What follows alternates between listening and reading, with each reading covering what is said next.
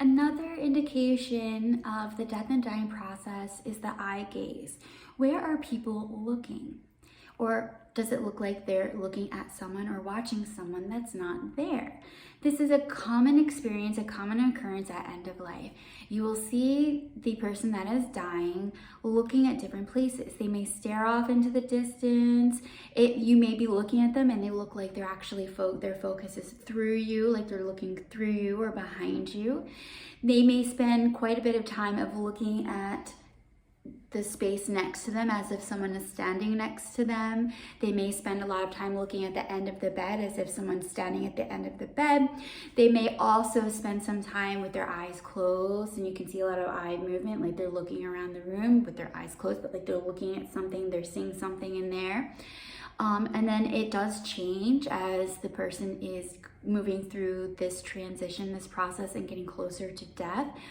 Some people change their eye gaze where they're not looking right beside or at the end of the bed or through people, but they're looking more like in the middle of the room, like looking up a little bit. And then as we progress, a lot of times people look up at the ceiling or in the corner. And this may also accompany reaching and grabbing, especially up and into the corners of the room. So paying attention to eye gaze, where it is, can be an indication of where we're at in the transitioning process and the death and dying process.